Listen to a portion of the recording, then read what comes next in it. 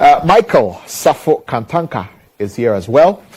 He is with the Movement for Change and also the Alliance for Revolutionary Change, because there's an alliance now. He is one of their spokespersons.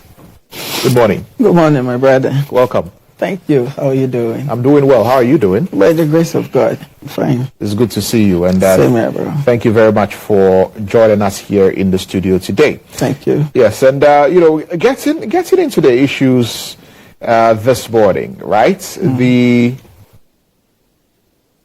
Ghana Statistical Service is telling us that there are over 7 million people who are poor. And there are people who are raising questions about this. I mean, if there are so many intervention policies that have been put in place to uplift people out of, or to uplift people from poverty, why do we have this poverty figure in this country? I'll begin with you on this one, Michael, on this particular one. Let me ask of your initial thoughts, especially to the fact that, there is Parliament Select Committee on on local governments, questioning the effectiveness of government's, policies in uplifting people out of poverty. Thank you, Lantam. Good morning once again to your viewers. This report doesn't come in as a surprise to some of us, because these are classical evidence of the issues we've been raising.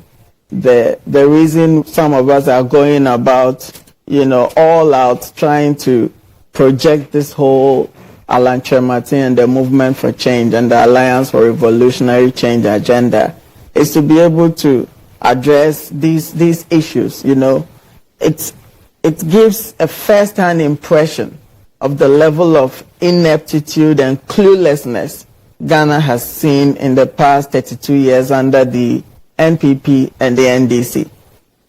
So it makes perfect sense for the Parliament Select Committee to begin to question, the veracity and then the effectiveness of, all these social interventions. If they are really happening, then why are our people still deprived? And I like it when they use the word deprivation. I took the pen to look at the meaning on Oxford Dictionary. The multi-dimensional poverty index, what it does is it assesses deprivation. Now look at how deprivation is defined. It says the lack or denial of something considered to be a necessity. So clearly you get to know this is not something that happened naturally. It is an order of people denying the Ghanaian people, their due share of the national cake. It is as a result of embezzlement, technical incompetence of the people we have in the helm of affairs, mismanagement, corruption, cluelessness. They just don't seem to know what is at stake and what we should even be focusing our energies on. Misplaced priorities. You have a man like Alhaji Bawumia, who was appointed on the merit as an economic messiah, now doing a whole, politics, a whole diversionary politics that takes the focus of the economy that should be fixed. For the past 32 years, mismanaged affairs so much so that, you can't really point to any gains, in aggregate terms in the lives of our people, in terms of, education, health, the indicators are there. And it's worrying.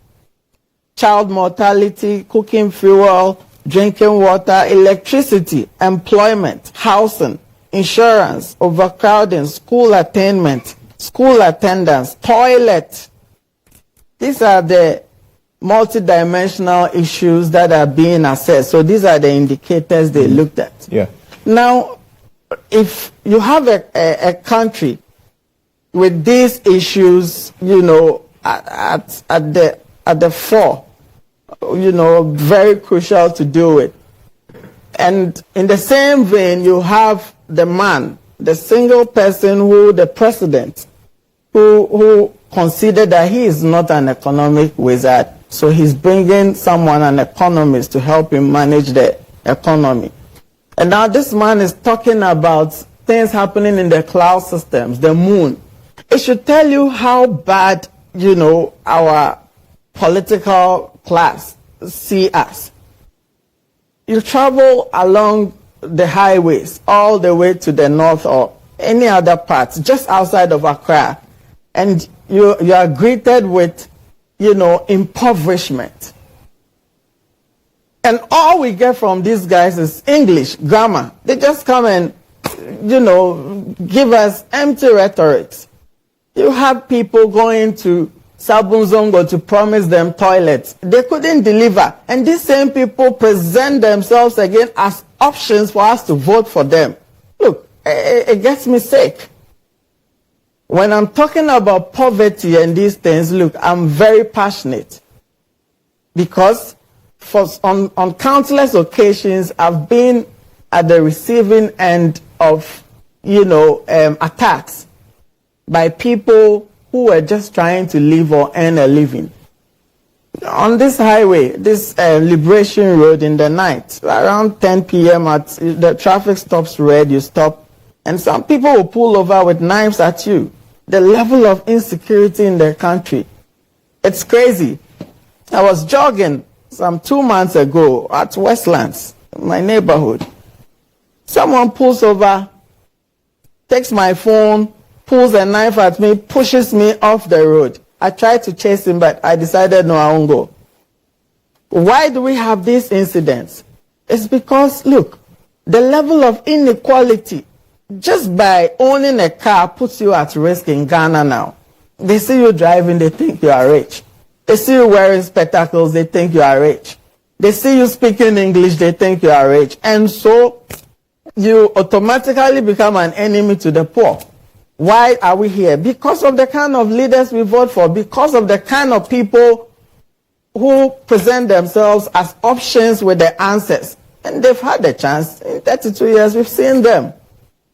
Stalin in the Soviet region, Soviet times, presents a very simple analogy of what we've had. He picked a fowl, plucked all the feathers of the fowl to the point the fowl was bleeding.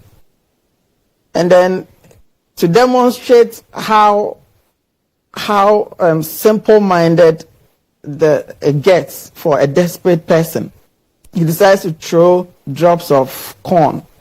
Then the fowl that the guy has inflicted so much pain on gets up and starts feeding on the droplets, towards him. As if he's not the one who has caused him the pain. That's what we have with our political class. It's getting to election. The John Mahamas who have failed us, the Baomias who have failed us, they are going to come with droplets. They are going to give you bags. They are going to present you 24-hour economy. What is that? What is that? These are empty cliches they are throwing out there. They don't even know how they are going to ensure these policies, are executed. No wonder he's asking for a honeymoon. Dr. Baumia comes, he will come and give you monies, populist reactions to your dire needs, just to be able to get your vote. Your MPs who have failed are going to come again. And these are the issues. Look at the number of people in poverty gaps. How did we get here? There's a structural problem. And that's why I'm happy to even invite everyone to this, the launch of the Great Transformational Plan. I happen to be a delegate for the Citizens Compact we did last week. I saw the work professors, technocrats and all that have produced. If I compare that to what Alan Chermatin alone has done with the Great Transformational Plan, oh boy, I love the man. He has the answers to Ghana's problems. He's looking at how to fix the economy, how to change our behaviors as a people, how to, rally everyone behind a national development plan, how to unite us against the divisive politics we've seen in the past 32 years. As NPP is in power now, it will shock you how many NPP, NDC people have been so poor in the past 7 years. But you talk about, the poverty that we experience, and obviously it's nothing to write home about. If about 7.3 million people, it doesn't make sense, are experiencing multidimensional poverty and facing deprivation in healthcare, education, employment, living conditions, and all of that. It's a problem. And you talk about our leaders having failed us over the last 32 years. And then you talk about Alan Kyerematen and a great transformational plan. How would you respond to somebody who will say, well, talking about the leaders who have been there for the past 32 years, Alan Kyerematen has been one of them. He's Ghana's longest serving trade minister. He was supposed to spearhead a particular program which was supposed to create employment. And, when you look at the statistics, unemployment is one of the main, issues. Unemployment contributes the most to multidimensional poverty index at 32.6%. So how is he not part of the problem when it comes to where we are now as a country with regard to poverty, when he was supposed to be one of the people who's supposed to help lift people out of poverty? Trade Minister under Ajay Ekufuor, Trade Minister under President Nana Addo Dankwa Akufo-Addo. What is there to show for it? Thank you. So you've invited me to discuss the achievements of Alan Kyerematen. I'm not saying discuss the achievements of Alan Kyerematen. Really, I'm saying, how is he not a part of the problem? Yeah, I'm going to answer it by highlighting do what that he's in a few minutes for me. Let me come to all you. right, sure. Yeah. So Alan is a distinguished man. He's lived all his years, unblemished. You can't find fault with what he did. Everybody had their assignment, their terms of reference, terms of engagement in government. And you saw it with the introduction of the presidential special initiatives. As we speak now, the biggest garment factory in Ghana, dignitary garments, is Alan Kyerematen's creation. They employ over 5,000 people. He was not president. He didn't have executive authority. But these are the things he did. He saw that, look, Malaysia is earning over 20 billion annually from oil palm alone. And so what did Alan do? He said, let's diversify our economy. He introduced the PSIs under President Kufuor with this oil palm as one of the anchor projects. What happens? They ran it down. They mismanaged it to the point they've sold our oil palm industry to a company in Nigeria just last month. What did Alan do again? Alan is the brain behind this automobile industry, which is supposed to create that enabling environment for our technical guys to have on-hands experience and employment. Alan is the same person. Everybody takes FPAC and Ponsa Pharmaceuticals. Under Empretech, which he started in the early 90s, he was able to boost the activities of, industries, including these pharmaceuticals. If you've heard of FPAC, you've heard of Neat Fufu, all these are creations of... So essentially, I'm trying to say that he has a track record, and so he's not a part of the problem. He hasn't been a part of the problem of leadership. He's only a part if you are going to look at association with the people who were supposed to take certain decisions, because it's a government is joint business. There's a president, there's a cabinet, and then Alan was one of them. Yes. But he saw they were not working in his interest, which is the nation's interest, so he stepped out. Okay. If it was working, he wouldn't stay in there. Okay. He saw they were corrupt, there was so much arrogance of power, they were not a people who worked according to laws, and so he left. Okay. He wouldn't be part of a lawless group. Very well.